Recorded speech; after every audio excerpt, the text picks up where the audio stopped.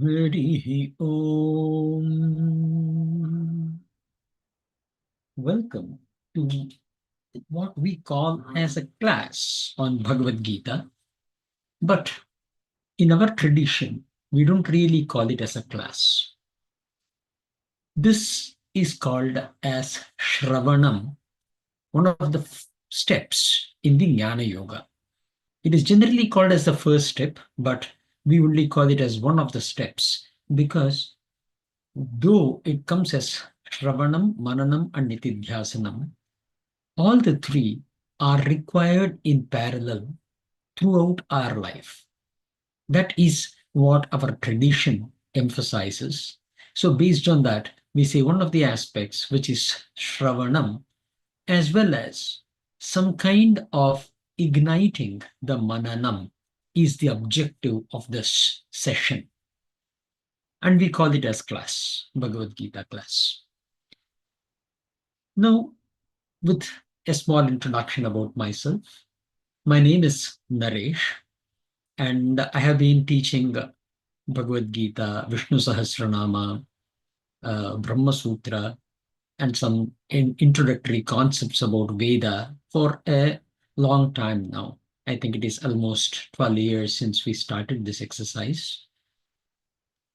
When I started, it was based on an inspiration from one of the friends as well as a student in the class. And I was very reluctant to do it because I didn't think I was qualified enough to do. But upon insisting and persuasion, I gave in and I said, okay, let me try it out.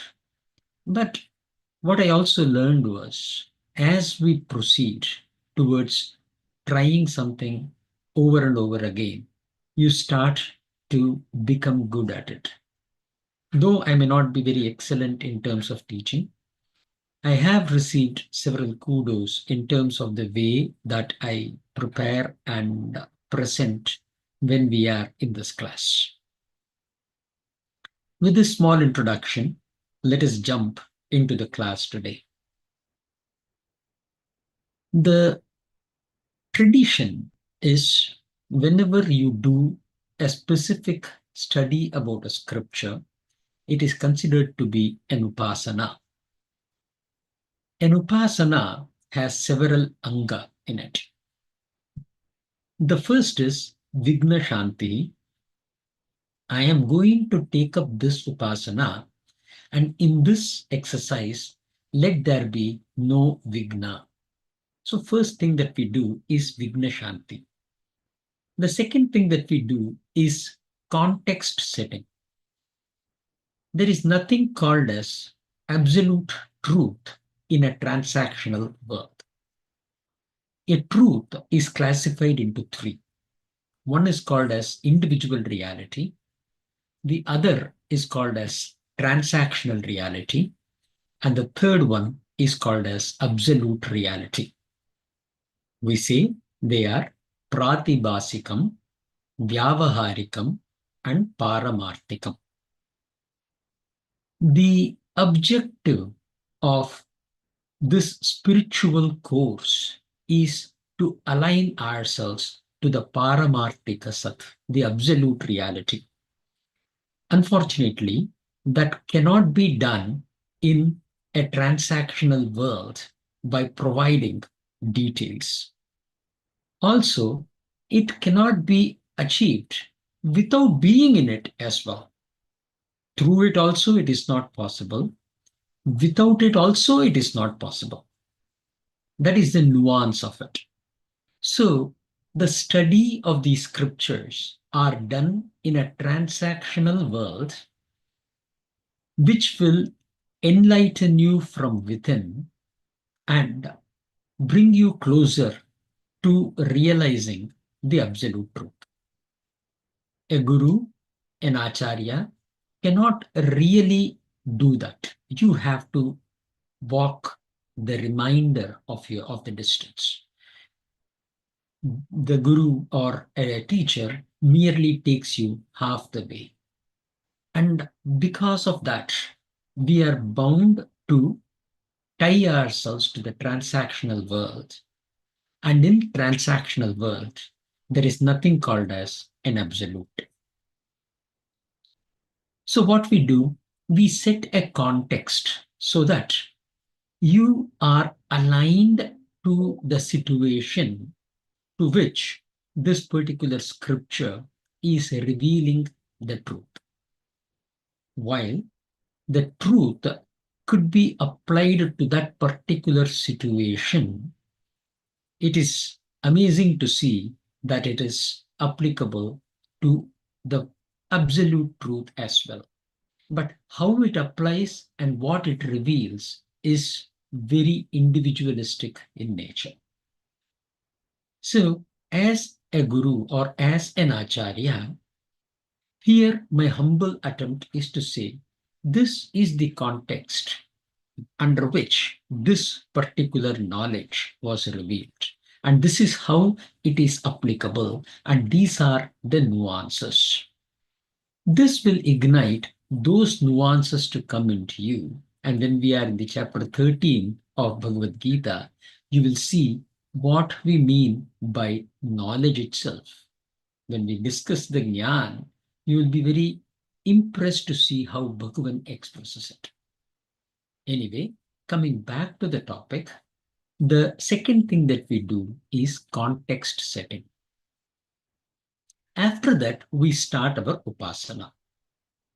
Typically, in the Vedic parampara, to assume the role of a karta, that I am a doer, in itself is a problem. Whether you do a very punya karya, which is going to earn you Svargaloka, or whether you do a papam, right, which is going to lead you to Naraka. That is immaterial. The thing is, when you do, you are bound by the karma phala. And here we are talking about liberation. So it is a very standard practice of on anything that you do. You do a yajna, you do a, what do you say, sandhya vandana, you do a agnihotra, anything that you do, there is always a process of instilling the God in yourself. The parampara says, or the Vedic teaching says, everything in the process of yajna is Bhagavan. Brahmarpanam, Brahmahavihi, Brahmagno, Brahmanahutam, Brahmaiva tena gantavyam, Brahma karma samadhina. So everything in that process is Bhagavan, is God. That is something that we adopt in this upasana as well. Instead of me, Naresh, this body, this ahankara, this ego, trying to do something, I am saying that this activity is done by God, and I am merely being an instrument in the hands of God. This process is done as part of something called as nyasa, in which we instill the God. Right? For example, we can say Udbhavah Kshobano Deva iti Paramo Mantraha. So that is a nyasa, where we are trying to put the mantra as the ears in us, or we are associating our ear with that of mantra, which belongs to the divinity. Right? So in every part of the body, we ensure that we instill the God, and that is called as nyasam. After that, it is always good to stabilize your mind, to calm your mind, to ensure that we develop a focus. And this is done through a process called meditation, which we call as Dhyanam. In this Dhyanam, we take an alambana, and in that alambana, we see all the greatness and surrender ourselves. What it does, it removes the other thoughts that may be lingering in your mind and help you focus in the path that you are planning to pursue. That is the objective of meditation. The mind by itself is very chanchal. It's very, unstable. It keeps moving from one place to the other. But when we train the mind it can develop a focus. And that aspect of developing the focus is what is called as Dhyanam.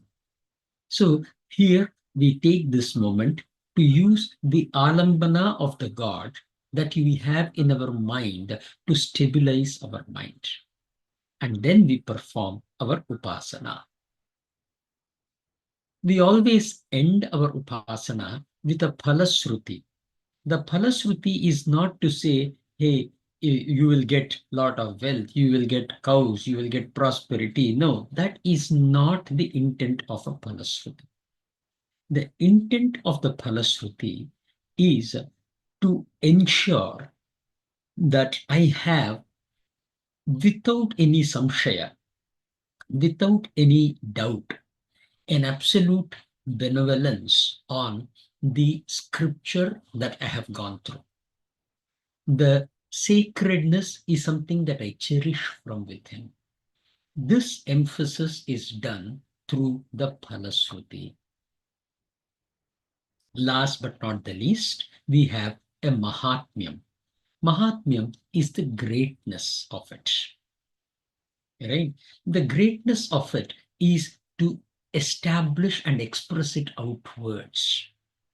In one of the Upanishads, it says we have to do the swadhyayam, which is do the self-exercise unto ourselves, and also pravachanam. Ritam cha swadhyaya pravachane cha satyam cha swadhyaya pravachane cha is the way that mantra goes. In everything, I will ensure that I do both my own practice. I will act in accordance with that. And I will also ensure that there is a spread of this knowledge outward. Because it is not I alone who live, it is I am no different from all of you, and I am no different from, say, President Donald Trump or, anybody you talk about. Right? So the intent here is to say that everyone is very much required to be taken into consideration. And as a human society, we should grow. As a world, we should become prosperous. It is not Naresh should become prosperous, or it is not, what do you say, my family should become rich. It is the world must prosper.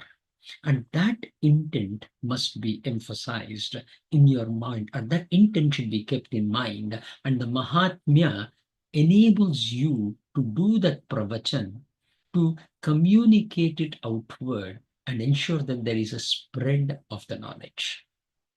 And that is the intent of anything that we have in our scriptures. So all of them put together is what a definition of a scripture is. Bhagavad Gita, unfortunately, does not directly fall under that scope.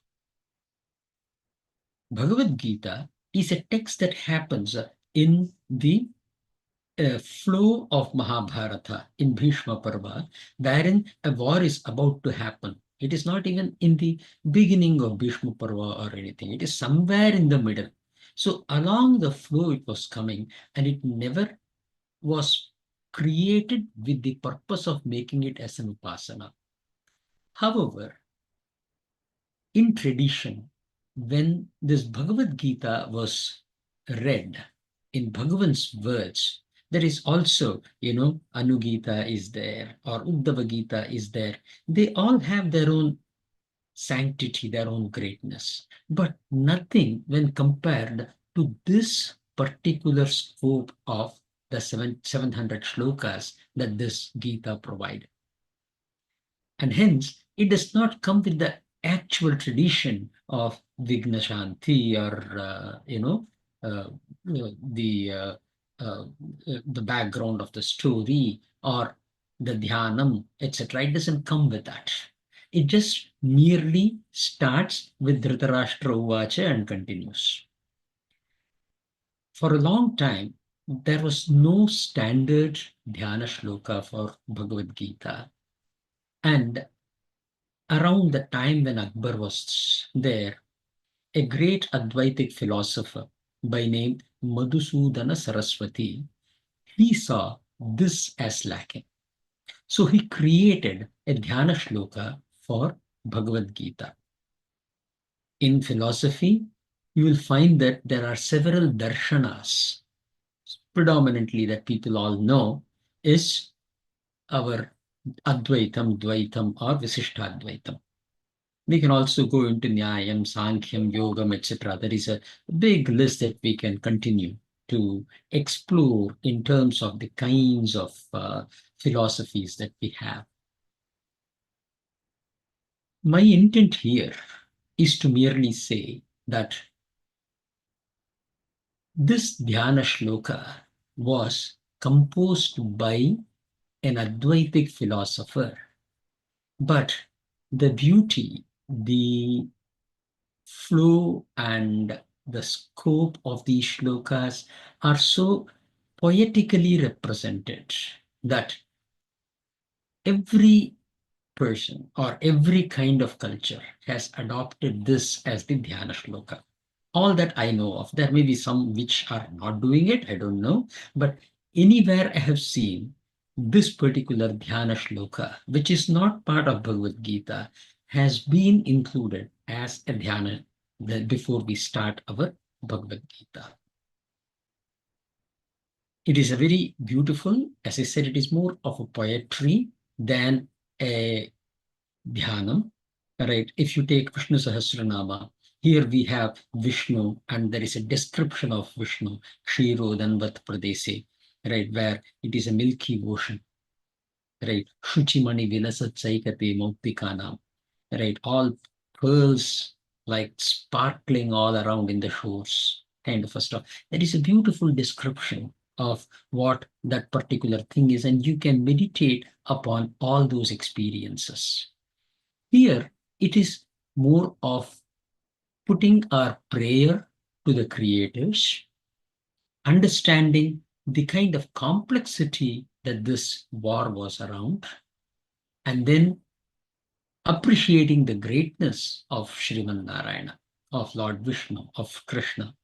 And that is the scope of this Dhyana Shloka. And that is how we are going to start our Bhagavad Gita. The Shloka, we will start with it right now.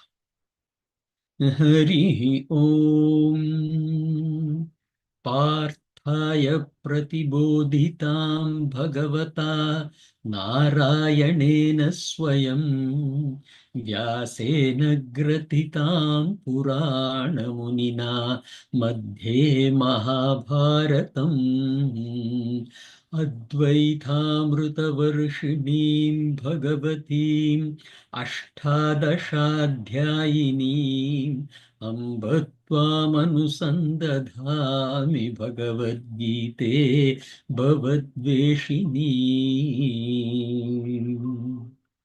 So, this shloka is the first of Dhyana Shloka, wherein the poet Madhusudana Saraswati, he says, Parthaya, to Arjuna, who is also called as Partha because he is the son of Prithu. Prithu is another name of Kunti. Actually, Prithu is the actual name of Kunti. And after she was, she was given to, there was an adoption from her uncle, right? And then she became the daughter of Kunti Bhoja. And thereafter, she started becoming called as Kunti. But her actual name is Prithu. Right? So, because Arjuna was the son of Prithu, he also has the name of Partha.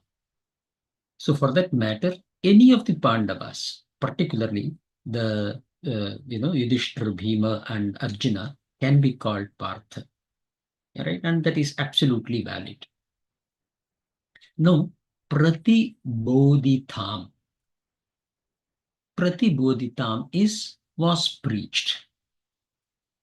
Bhagavata, Lordship, Narayanena, Lord Shriman Narayana, Swayam, himself.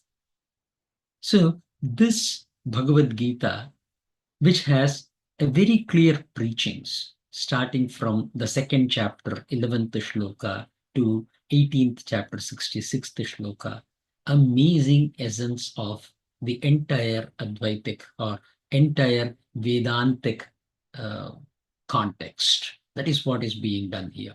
So this Bhagavata was himself able to render it. Bhagavata Narayanena Swayam, by himself it was preached. This was grasped by whom? Vedavyasa. So we can go back to it to say, are the words in the Bhagavad Gita the words of Bhagavan, or the transcription of what Bhagavan spoke to Arjuna by Vyas in a poetic form, right? Uh, the reverence that we carry is we say it is actually the words of Bhagavan, right? But the if you put it into a context of poetry, etc., in a war front, I'm not going to be sitting and speaking in poetry, right? Because it has been presented in poetry, it is more likely that what the context was spoken by Bhagavan was conveyed to us in the form of a poetry by Vyas. Right? So we can put it that way too. But in order to uphold the reverence, every word that is there, or most of the words which are of any relevance, are considered to be the words of Lord Vishnu, Lord Narayana, or Lord Krishna himself. So Vyasena Gratitam. Thereafter, who is Veda Vyasa is being described here. Purana Munina. Purana Munina means one who is of ancient times. That is a literal translation. However, there is a value attribution to Vedavyasa here, which is Vedavyas is considered to be the person who compiled 17 of the 18 Mahapurans. So now, with respect to Purans, Itihasas, maybe there is a small introduction that is warranted here. In simple, for this shloka, one who compiled the 17 of the 18 Mahapurans and who wrote entirely the 18th Mahapuran, which is Srimad Bhagavatam. All the 18 are compiled or composed by him, but 17 are attributed to be compilation and one is composing. Right, so that is what is the 18 Purans. Before we go further, let's just take a look at what are all these Purans. What is this Itihasa? So, for us, the knowledge comes from what we call as Veda. Veda is something that was given to us by God Himself. This is attributed to the Chaturmukha Brahma who gave the Veda. The way that we say it as a funny side of it, or as a common sense side of it, is whenever we create anything, there is always something associated with it, a small instruction, set of instruction, booklet, or something like that, right? That is always given, all in the small fine prints that we read, even for any small product that we buy. Similarly, Lord Brahma, when he created this world, he provided the knowledge about the functioning of the world, which is rendered to us as Veda. And this Veda is called as Shruti because this was never in a written form. There were several seers who saw what the God has provided. They practiced it with reverence, and that practice was slowly getting diminished. So Vedavyas saw that there is a loss of Veda that is happening. So he ensured that he converted everything into a written form. There are some traditions which say that what we have is hardly a 10%, 15%, 50%, whatever the percentages. It is not all of the Veda, it is only a portion of the Veda. After he compiled all the Veda, so to compile this, he went to various schools. He traveled across the country to various schools and gathered all these things and he compiled them. But when he was traveling through, he also heard of so many tales of God in different forms. He said, wow, these tales are also equally great. So he compiled those tales as well. And those are the Purans. In addition to the 18 Mahapurans, there are 18 Upapurans also, right, which is the smaller Purans. And beyond that, we have, there are various counts of it, right? There is no standard count. Some may say 42, some may say 72, some may say 16, right? That is called as Ati Puran, which is even more smaller, but of a lesser significance. So that way they bring the count somehow to 108, which is a very symbolic number for us. And there are some who just say it is about 40. That makes it 18 plus 18, 36 plus about 40, 76, 78 Purans, immaterial. But there are several such stories which have been compiled and presented to us. Of this Mahapurans compilation and composing of Srimad Bhagavatam was done by Veda Vyasa. And that is the significance here. Now, in addition to Puran, there are two itihasas, a recording of the history. It means this has been witnessed by the poet who has himself seen it. Right, so Veda Vyasa is an active character in Mahabharata.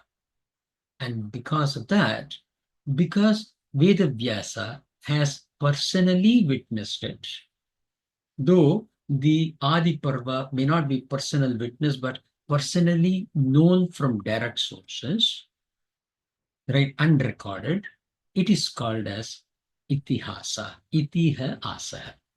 So we have spoken of Itihasa Purans.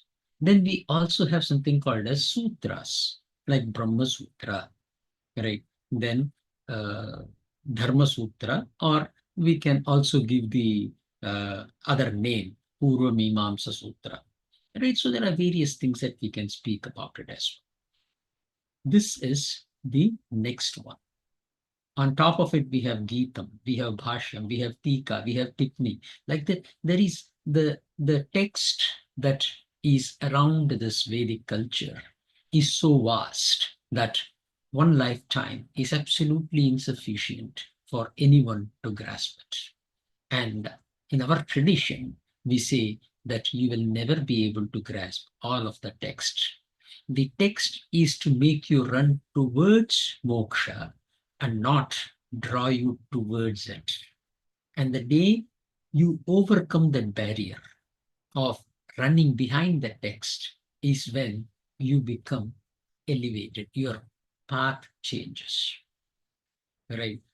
But it is very important that you are in the Jnana Marga at all times. So you need to be in this exercise of Shravanam, Mananam, and Nidhyasanam. And if somebody comes and says that I have gone through 108 Upanishads, I have gone this much, I have done studies on this, right? Have you ever heard of this particular scripture? I wouldn't have, right? So it is absolutely possible. The intent should not be to know more scriptures, but to get the scripture and continue our journey on the path of Jnana Marga through Shravanam, which should be a very small portion. Right? We are currently having it as once a week.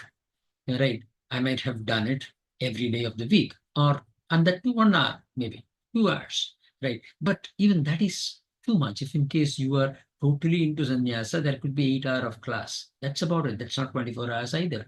Right? So it is not that you are going to be fully into it. The Shravanam can be only a small portion of it. And then you have to have your own mananam, which is in our tradition, we say, must be times 2. So in our tradition, they say that before I start teaching, I should have done the exercise to teach for 2 hours before I can teach for 1 hour. That is what the dharma is. And for the student, the dharma is the same thing. After you have done the hearing, shravanam for 1 hour, you have to do the mananam for 2 hours, a conscious mananam.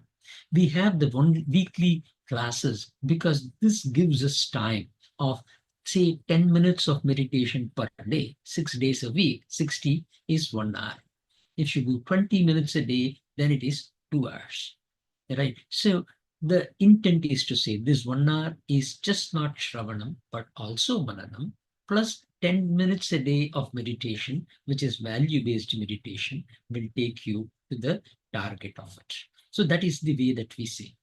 Then Nitidhyasanam should be the reminder of it. You should try to put that as an exercise in your lifestyle. You should try to bring about a lifestyle changes. It could be in the way that you think, in the way that you pray, in the way that you seek God, in the way that you support your family. In everything, there are values that we can apply. And that application must be done. That is called as Nitidhyasana. That we continue, but don't go after the scriptures unless you are a, what do you say, veterinarian or whatever they call it, like where your job is that.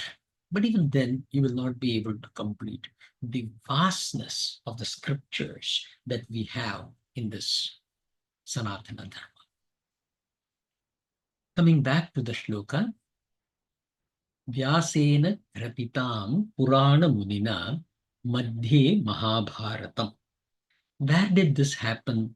This happened in the middle of the Mahabharata war. So one of the way this is interpreted is Madhye Mahabharatam emphasizes that this scripture or this knowledge was delivered in the middle of a warfare. But in our tradition, we take it a little different and we say the Madhye Mahabharatam emphasizes that it occurs or it is revealed in the middle of the vast text called as Mahabharata. It is supposed to have 125,000 or 125,000 verses, right? The largest composition ever by human beings. That is what is Mahabharata. In the middle of it, it comes. The reason why we don't say it is in the middle of the war, as some of the traditions say, is because it happens in the start of the war, right? Unless you include the preparation of the war, right? That is very, very different. So it is arguable, that is immaterial. But the intent is to say there are two versions of interpreting the Mahabharata. And here we, in our tradition, interpret it as in the middle of the text called as Mahabharata. Advaita Amrita Varshinim. Advaita Amrita Varshinim is Advaita Amrita Varshinim. Now here, there can be people who can come and say, why is it Advaita? It is Dvaita. It is Visishta Advaita. Right? There can be absolutely all sorts of discussions around it. But here, the intent is for the poetical representation, the quote that is given is, it is Advaita Amrita Varshini. Advaita Amritam is the nectar called Advaita, and Varshini is the showers of rain.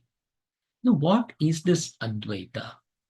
Now, there are various things that we can talk about here.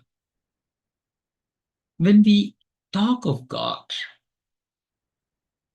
you take any Semitic religion or any other, any normal common people, right? The first thing that they do is I and the God. Hey, God, save me. That is the place where we start. The God created this world is the kind of a thing. There is a dualistic reference that happens. That is Dvaitam. Now, if you pay a closer attention, it is not necessarily dual. Because in our sphere of experience, what we are seeing is, I call this body as me, but then this body is not body. This body is made of hands, legs, stomach, etc. The hands are not just hands. They are made of muscles, tissues, bones, blah, blah, blah. So if you keep going, they are all having components. Similarly, at a larger level, I am a component of something. Naresh is part of a component called as, what do you say, people living in the United States or human race, whatever it is. I am part of a whole. So not only I am made up of components, but I also become a component of something else. And everything seems to be connected. As they say, the butterfly effect, like somewhere a butterfly is flipping its wings, which is causing a hurricane somewhere else. There is a direct relationship between the two, is the way that it is expressed. It may not be visible to us, but the truth is everything is really connected. And that is the reason why we are able to even communicate when the persons are in the space, right? Far, far away, we are able to get signals from the probe that we have sent, is because there is something that is traveling. For that to travel, it is not like something is thrown and there is a energy that is left behind it. It is the packed capability or the oneness of the world which is creating it. So you will come to that realization, if that is the case, then what it is, then we can say that to the whole, I am a part, right? So I become a limb of a whole, right? So that is the second aspect of it, which is the Visishtadvaita. But then when you contemplate it further, you will realize that I am myself having two aspects. There is something that I am unable to define, which comes and goes. And there is something that, what is a uh, remains forever. There is experience that comes and goes, and the experiencer is there forever. So there is a dualistic experience. One we call as Chetanam or Chaitanyam or the conscious principle, and the other we call it as the Anatma. That division comes up. And then when we start inquiring, this Atma is the God that we are referring to. This Chaitanyam is the God that we are referring to. And then we can go into a lot of discussions around it. The inseparability of the two with the supremacy of the Chaitanyam is called as Advaitam. But if you make it as a philosophy, you have objectified it. As soon as you objectified it, there is no difference between any of the other three, right? Advaitam, Dvaitam, or Visishtadvaitam, or Charuvakya, or Charuvaka, or whatever that we talk about. Every kind of philosophy, there is no difference. Everything is one of the concepts: physics, biology, mathematics. It's all the same, right? The realization is in the previous experience, in the expression, where we understand this non-dualistic nature. Dual is the expression, the non-dual is the base, is the truth. So there is a form of expression and there is a truth. The form of expression is in duality, but the base is unified. That understanding is called as Advaita. When you look at it like that, it is not a philosophy. It is a definition to something that cannot be defined. Just like I'm calling God, God cannot be defined. But for communication, for transactional reasons, we have to have a name. So we are just attributing a name. That is the way, if you look at it, then it is Advaitam. That kind of Advaita Amrita Varshini is what here the Bhagavad Gita is giving us. So this poet, Madhusudana Saraswati, he says this one is Advaita Amrita Varshini, Bhagavati. He is giving the reverence of a mother to Gita. He's, what do you say, talking about Gita with the word Bhagavati, giving the reverence of mother. Ashtadasha Adhyayini. Ashtadasha, it is a number, right? So 18. Right, we will talk about it. Luckily, we have 18 chapters, so we will come to that particular adhyaya also. You will see that particular count going. But here the objective is to say this Bhagavad Gita contains 18 chapters, Ashtadasha Adhyayini. And yet again, with the same reverence, he is calling Amba, a mother, Twam, upon you, Anusandadhami, means I am meditating. Meditating is not like closing your eyes and just uttering the same word again and again and again. That is concentration meditation. But then there are other forms of meditation. One is called as value meditation. One is called as expansion meditation. Right? We can talk about it, and we will definitely talk about it when we go into the 6th chapter. But here, the anusandadhami, the meditate, represents not the kind of meditation that I do meditate. Anusandadhami Bhagavati. Once again, here, sorry, Bhagavad Gita, he is calling Srimad Bhagavad Gita Bhavad Veshini. Here describing Bhagavad Gita as the remover of the sorrow. We will talk about why it is called as the remover of the sorrow when we go into the start of the 1st chapter. So for now, let us understand that this text, Bhagavad Gita, removes the sorrow or the samsara from us. This was an experimental post that I tried to do. We have already started the classes, and I think 7 or 8 shlokas we have done in the Dhyaana Shloka. I wanted to do this YouTube live sessions and see if in case I can post it, if there are others who can benefit, if there are others who like it, or if there are others who want to challenge or disagree and, you know, come for debate on specific things and bring clarity to the people who join this exercise of Shravana. I would like that to happen. Let us welcome everyone and let us share and see how far Bhagavan wants to take this. Right? And based on how it happens, we will slowly evolve and do the best that we can as part of our contribution to Sanatana Dharma. Jai Shri Ram. Radhe Krishna.